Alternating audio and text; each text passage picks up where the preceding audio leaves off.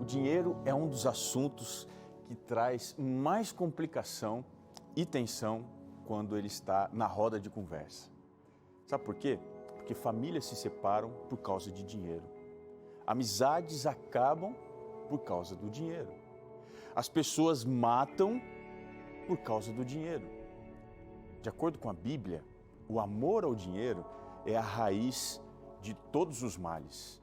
Se falar sobre dinheiro é complicado, Jesus falou sobre esse assunto, o que você acha? Qual que era o posicionamento que ele tinha sobre o dinheiro? Será que ele é capaz de fazer milagres quando nós precisamos de dinheiro? No programa Está Escrito, nós vamos entender como acontece o milagre da provisão que Jesus faz para cada pessoa, inclusive para você também. Fique ligado comigo, porque o programa Está Escrito começa agora. Eis que vem dias, diz o Senhor Jeová, em que enviarei fome sobre a terra, não fome de pão, nem sede de água, mas de ouvir a palavra do Senhor.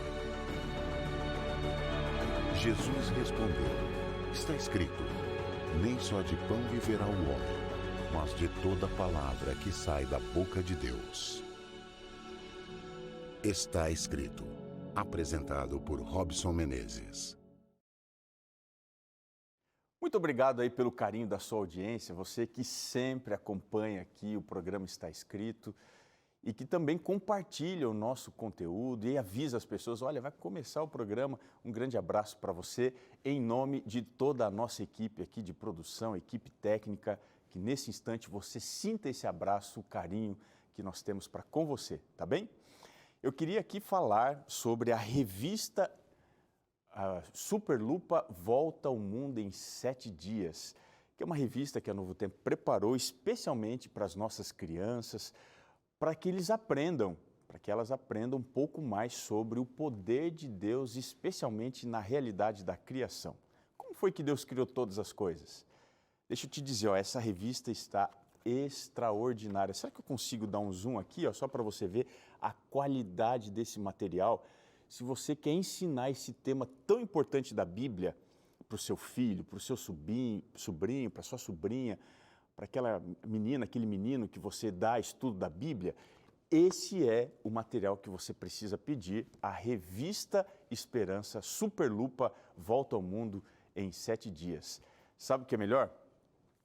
Ela vai chegar sem custo algum para você, porque nós temos, é claro, a parceria com os nossos queridos Anjos da Esperança. Não é pegadinha, viu? Você não vai pagar nem envio pelo correio. Mas para você receber, você tem que pedir agora no telefone que está aparecendo aqui embaixo, que é o 12 982 44 4449.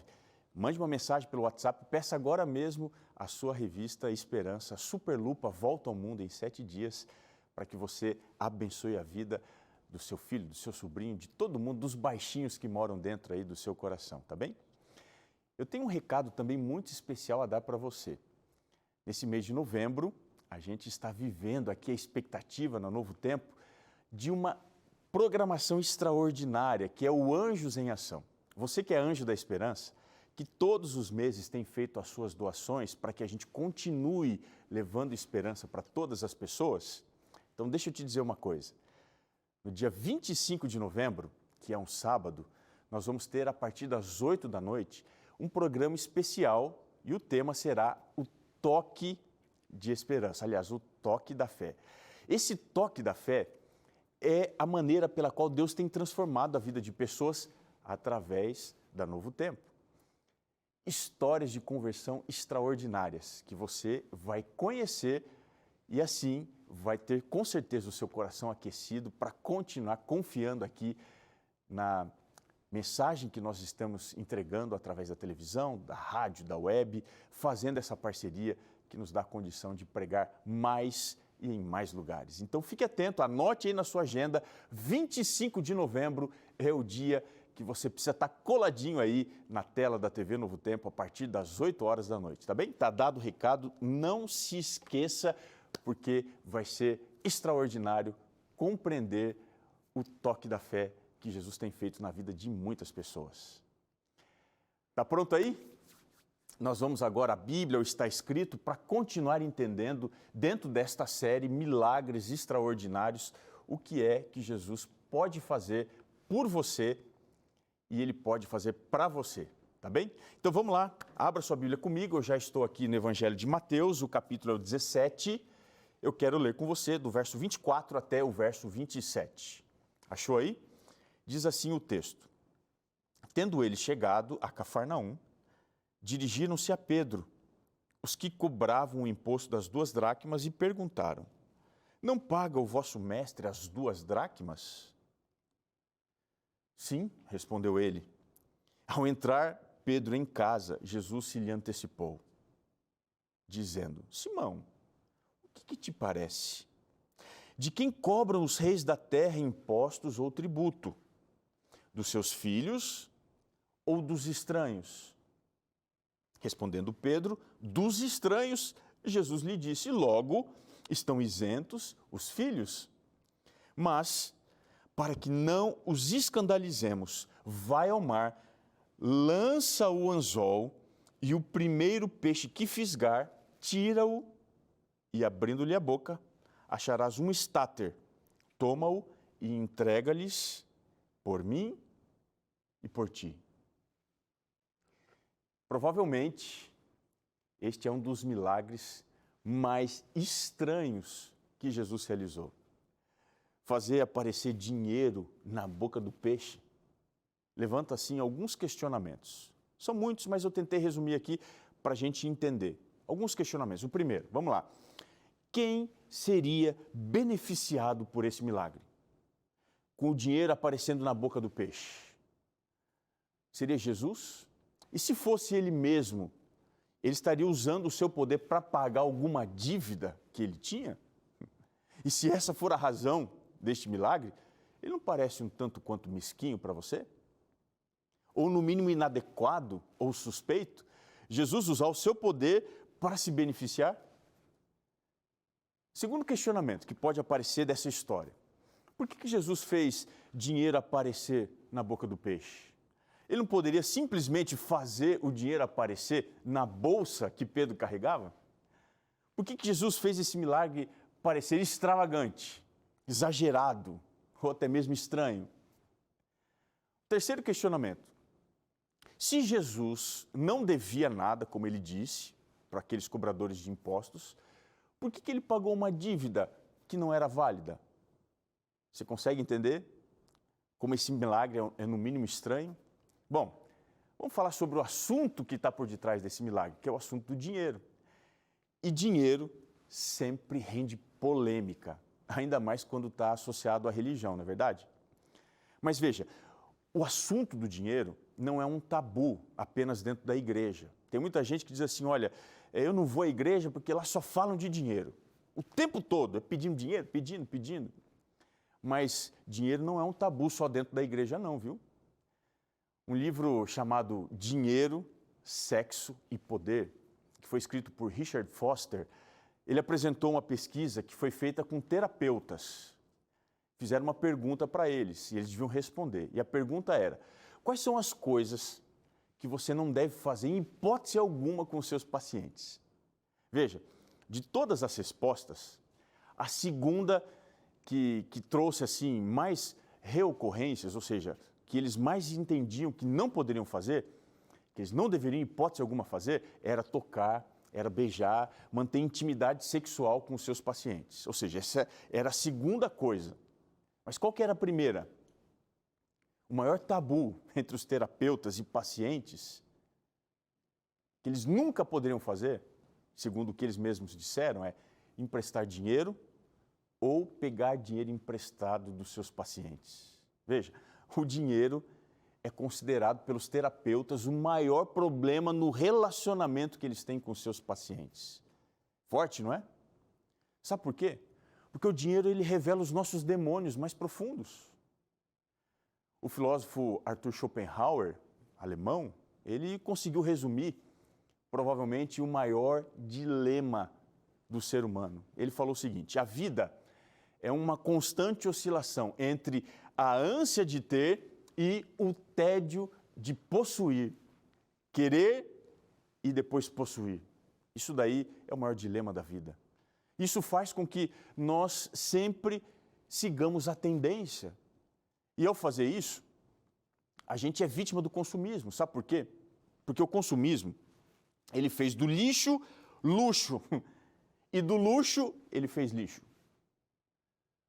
O consumismo, ele nos ensinou a inverter os valores, a inverter as prioridades, as realizações da vida.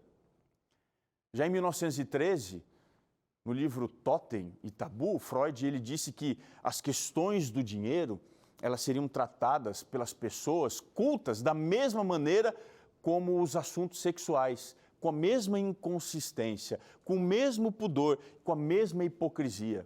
E muito provavelmente, porque como disse uma professora chamada Vera Rita, que é doutora em psicologia social, ela disse o seguinte, que dinheiro nunca é só dinheiro. Tem todo um simbolismo assim por detrás dele. E agora eu quero falar algumas coisas preocupantes, não sei se é o seu caso. Apenas 18% das pessoas têm o hábito de discutir o orçamento familiar com o cônjuge e com os outros membros da família, quando a situação financeira está ruim. A gente não quer nem falar disso. É por isso que o dinheiro é motivo frequente de briga entre os casais. Uma pesquisa apontou que 46% dos casais, eles brigam especialmente por questões relacionadas às finanças. Uma pesquisa que foi feita pelo SPC, que é o Serviço de Proteção ao Crédito, e também pela CDNL, que é a Confederação Nacional dos Dirigentes e Lojistas, em parceria com o Banco Central, eles apontaram que de cada 100 casais, olha só que preocupante, de cada 100 casais, 46 brigam por questões relacionadas a dinheiro. Ou seja, muito provavelmente, a próxima briga que você vai ter com a sua esposa, com o seu marido, com o seu namorado, com a sua namorada, talvez será pela questão do dinheiro. 25% discordam da forma como o outro destina o dinheiro para pagar as contas. Portanto, o dinheiro é um assunto sério. Pensando nesse assunto, Martinho Lutero falou que o ser humano precisa experimentar 3 conversões. É um dilema bastante complicado, mas ele diz que o homem precisa experimentar 3 conversões. A primeira é a conversão do coração. A segunda é a conversão da mente. E a terceira é a conversão da carteira. Provavelmente a parte mais sensível, mais complicada que o ser humano tenha seja o bolso. Mexa em qualquer lugar, menos no bolso de alguém. Deixa eu te dizer, se você está preocupado, dinheiro é um tema importante, tira a sua paz, tira o seu sono. Quero dizer que a Bíblia fala sobre dinheiro. A Bíblia fala sobre diferentes temas relacionados à dinâmica da vida, sobre a nossa necessidade espiritual. A Bíblia fala dos assuntos que estão em evidência e ocupam as nossas preocupações, como, por exemplo, o assunto do dinheiro. Ele tem um papel, não sei se você sabia, mas o dinheiro tem um papel importantíssimo na narrativa bíblica. Quer ver só? Vamos comparar. Existem 500 versos aproximadamente que falam sobre oração. 500. Menos de 500 versos falam sobre a fé. Sabe quantos versos a Bíblia fala sobre dinheiro? Mais de 2.300. Muito mais do que fala sobre fé do que sobre oração. Se a gente for olhar Jesus Cristo, ele falava demais também sobre o tema do dinheiro. Por exemplo, Jesus ele falou nos evangelhos 90 vezes sobre o dinheiro. Ele gostava de contar história, não é? Das 49 parábolas que ele contou, 24, ou seja, quase a metade, estavam relacionadas ao tema do dinheiro. Por que Jesus falava sobre o dinheiro? Por que a Bíblia fala sobre o dinheiro? Sabe por quê? Por que o dinheiro sempre teve nos temas importantes que Jesus ensinou? Por que a igreja fala tanto em dinheiro? Por que a igreja fala em dízimo, fala em oferta? O que isso tem a ver com a salvação? Sabe, se a gente continuar questionando, a gente vai pensar assim, por que Jesus fez um milagre que está diretamente relacionado ao dinheiro? Foi para se beneficiar? Por que ele fez o dinheiro aparecer na boca de um peixe? Por que ele pagou uma dívida que era indevida? Para responder essas perguntas, nós vamos precisar analisar as 3 perspectivas aqui desse milagre que a gente leu. Primeira, vamos entender o contexto do milagre. A primeira questão aqui do contexto do milagre tem a ver com uma identidade. Quem que deve pagar ou não o imposto que aparece aqui? Capítulo 17, o verso 24, diz assim, não paga o vosso mestre o imposto das 2 dracmas?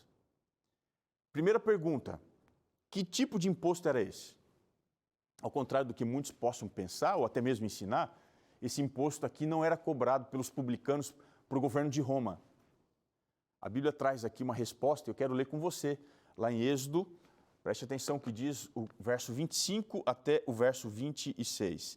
Diz assim, olha, a prata dos arrolados da congregação foram 100 talentos e 1.775 ciclos, segundo o ciclo do santuário, 1 beca por cabeça, isto é, meio ciclo, segundo o ciclo do santuário, de qualquer dos arrolados, de 20 anos para cima. Olha que interessante, que foram 603.550. Veja, esse imposto aqui, ao contrário do que muitos pensam, não era um imposto cobrado pelo Império Romano, era cobrado pelo santuário, pelo tabernáculo. Quem que era cobrado então? A gente leu no texto, entre os judeus, cada homem de 20 anos para cima deveria pagar um imposto para o templo. Esse imposto era anual. O recurso que o templo recebia era usado, então, para a manutenção das coisas sagradas, ali do ofício do templo. Essa era uma taxa destinada para a conservação das coisas sagradas de Deus. Somente os homens de 20 anos para cima deveriam pagar esse imposto que era anual. Então, fica claro aqui quem que deveria cobrar, quem era cobrado, todos os homens, entre os judeus, de 20 anos para cima, eles davam uma oferta para o templo. Segunda pergunta, o que era cobrado? Ele era cobrado desde os dias de Moisés, quando o santuário foi inaugurado. Veja, a idade de 20 anos para cima estava relacionado à maioridade entre os judeus, que para muitos era a partir de 20 anos que eram considerados adultos. E o que isso implicava? Que quando eles completavam 20 anos, eles estavam agora prontos para se alistarem e servirem no exército nas prováveis guerras. Então, o valor que cada homem deveria pagar era de 2 dracmas. A dracma era uma moeda grega, que era equivalente à moeda romana, que era o denário.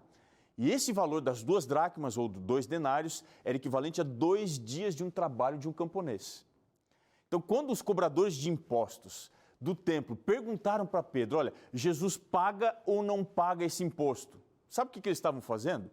Estavam fazendo uma primeira afirmação. O que eles estavam querendo dizer com isso? Eles estavam dizendo assim para Jesus, olha, ele é como um de nós. Eles não reconheciam Jesus como sendo o Filho de Deus. Para esse problema da falta de reconhecimento da identidade de Cristo, Jesus faz um interessante questionamento. Aqui no verso 25, Jesus diz assim para Pedro, escuta, de quem que cobram os reis impostos? Dos seus filhos ou dos estranhos? E você lembra que Pedro respondeu, né? É claro que é dos estranhos. Jesus ele estava dizendo assim para Pedro, escuta Pedro, eu sou um estranho para o Pai ou eu sou um filho? Eu sou o filho de Deus. Quem que eu sou? Se eu sou filho de Deus, eu não preciso pagar, porque esse templo, ele não apenas é meu, ele aponta para mim. Então a cobrança desse imposto era um ataque direto à divindade de Cristo. Para eles, Jesus Cristo não era Deus. Jesus, ele exaltou a sua divindade, dizendo que ele não era estranho, como todos nós somos. Ele era o Deus encarnado, o Filho de Deus. E ninguém neste mundo poderia cobrar ou até mesmo se comparar a ele. Agora, qual que era o significado aqui desse milagre? A primeira questão aqui que a gente vê é uma questão de autoridade. Por que Jesus tinha que pagar ou não? O que significava esse imposto? Dá uma olhadinha comigo em Êxodo, capítulo 30, o verso 11 até o verso 16. Diz assim, disse mais o Senhor a Moisés, quando fizeres recenseamento entre os filhos de Israel, cada um deles dará ao Senhor o resgate de si próprio, quando os contares, para que não haja praga nenhuma quando os arrolares. Todo aquele que passar ao arrolamento dará isso, metade de um ciclo, segundo o ciclo do santuário. A metade de um ciclo é oferta ao Senhor. Qualquer que entrar no arrolamento de 20 anos para cima dará oferta ao Senhor. O rico não dará mais, nem o pobre menos, quando derem oferta ao Senhor, para fazerem expiação pela vossa alma. Parem um pouquinho. Qual que era o propósito? Se pagava esse imposto por uma razão. Se pagava o imposto do templo como um símbolo de que você precisava pertencer ao povo de Deus. Esse era o primeiro propósito. O pagamento desse imposto era como se fosse uma declaração. Ele funcionava, o pagamento, como se fosse uma declaração de que você era um pecador. Portanto, se você se reconhecia um pecador, você também estava dizendo, eu preciso pertencer ao povo de Deus. E o resgate para a minha alma, eu pago esse imposto para que Deus proveja para mim um Salvador. Por isso, os cobradores de impostos, quando foram até Pedro e questionar se Jesus pagava ou não, eles estavam colocando em dúvida se Jesus era ou não um pecador. E assim, você vê ao longo da Bíblia, o diabo aparece questionando a Deus e fala, se você é filho de Deus, manda que essas pedras se transformem em pães. Quando a gente vai para a imagem da cruz, os sacerdotes, lá em Mateus 27, 42 e 43, eles olham para Cristo e dizem, salvou os outros, e assim mesmo você não pode salvar. Se você é rei de Israel, desça da cruz. Você confiou em Deus, Ele vai vir livrar você. Perceba que ao longo do tempo as pessoas questionavam a autoridade de Deus. O que estava sendo cobrado de Jesus era o seu reconhecimento de que ele precisava de salvação. Como ele poderia dar dinheiro em expiação de si mesmo? Aquele que veio para resgatar todos os demais. Por que ele deveria redimir do pecado e da morte se ele veio para tirar o pecado, veio destruir a morte, abrir a vida eterna a todos os homens? Por que ele então precisava pagar esse imposto? Ele mesmo reconheceu em diversas ocasiões, quem dentre vós me convence de pecado? Ele reconhecia que era perfeito, ele era Deus. Diz, aí vem um príncipe desse mundo, Deus desse mundo, e ele não tem nada em mim. E Cristo, ele sentiu a necessidade de deixar claro para Pedro que a sua missão não era salvar a si mesmo. Ele não veio para livrar sua barra, mas como Messias, ele veio para salvar todo aquele que nele crê. E agora a gente vai para a aplicação desse milagre. A questão aqui, ela é muito importante, é uma questão de fidelidade. Para que pagar ou não? Jesus não precisava pagar, por que ele decidiu pagar? Muito simples, ele não queria escandalizar. Aqui no capítulo 17, no verso 27, Jesus diz assim, olha, mas para que não os escandalizemos. A palavra escandalizar na Bíblia significa colocar uma armadilha no caminho, fazer tropeçar, fazer chocar, ofender. Em Mateus 18, verso 7, Jesus diz assim, ai do mundo, por causa dos escândalos, porque é inevitável que venham os escândalos, mas ai do homem pelo qual vem o escândalo. Jesus, ele não queria de maneira autoritária impor barreiras para que aqueles homens também pudessem chegar a crer. Por isso que ele decidiu pagar. Mas o detalhe mais importante desse milagre, mais importante do que o próprio milagre, é a forma que Jesus decidiu usar para realizar esse milagre. Jesus estava aproveitando aqui a oportunidade para treinar o próprio Pedro naquela que seria a sua grande tarefa, ser um pescador de homens. Ele podia estalar o dedo, o dinheiro aparecer sobrenaturalmente, do céu, na bolsa, no bolso daqueles cobradores. Mas ele queria colocar aqui uma parceria entre Deus e o homem, dentro da nossa realidade. Como ele faria isso? Pedro era pescador. O milagre da provisão de um Salvador veio através da rotina comum de um discípulo de Jesus. Deus mandou um pescador pegar o anzol e pescar uma bênção extraordinária. E aqui a gente se depara com a realidade. Qual é o seu anzol? Não importa o que você faz da sua vida, se você é professor, médico, jurista, esportista, atleta, se você é autônomo, a grande lição dessa história é que Jesus é capaz de demonstrar que através dos seus esforços, da sua vida, Ele pode trazer para você a provisão necessária de graça para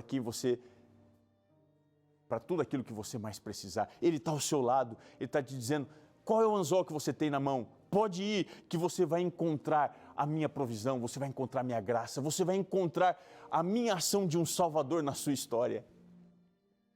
Esse é um milagre extraordinário, o milagre da provisão. Jesus quer que você se lembre como Pedro. que através daquilo que você sabe fazer, que Deus faz aquilo que Ele precisa fazer.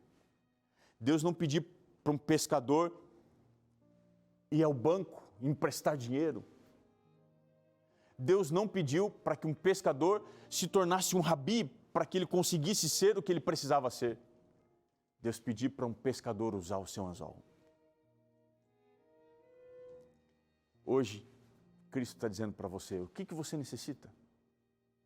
Vá viver a sua vida e encontre a graça da provisão.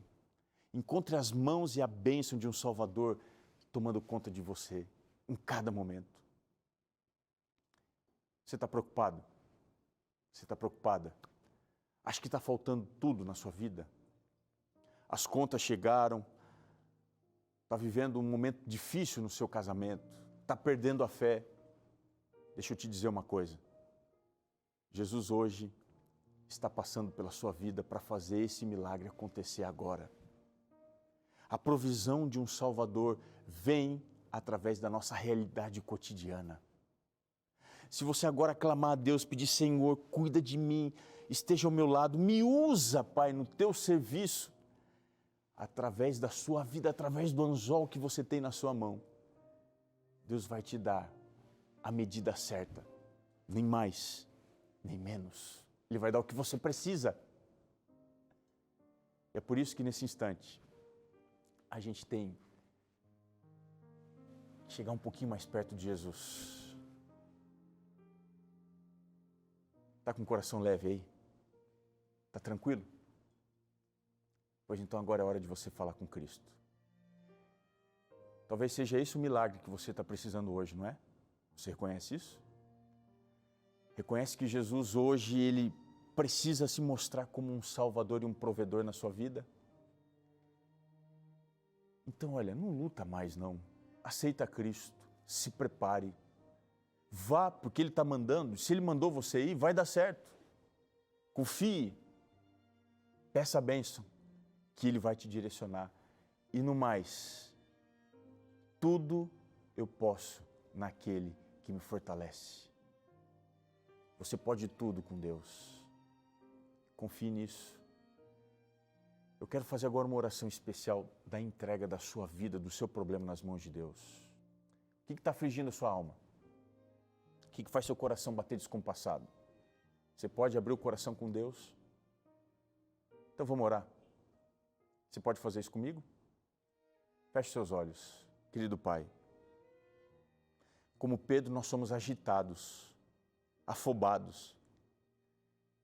E é provável que também já tenhamos nos excedido naquilo que precisamos fazer. Mas agora estamos pedindo um milagre da provisão. Se for provisão financeira, se for uma provisão, Pai, emocional, uma provisão de bênção, de saúde, nós queremos pedir que o Senhor faça um milagre que fez para Pedro. Nos colocamos em Tuas mãos, orando em nome de Jesus. Amém. Está mais leve aí? Nós chegamos agora no ponto final. Eu queria te lembrar que está escrito, não se esqueça, nem só de pão viverá o homem, mas de toda a palavra que procede da boca de Deus. Confie nessa promessa. Um grande abraço e até o nosso próximo encontro aqui no seu programa Está Escrito.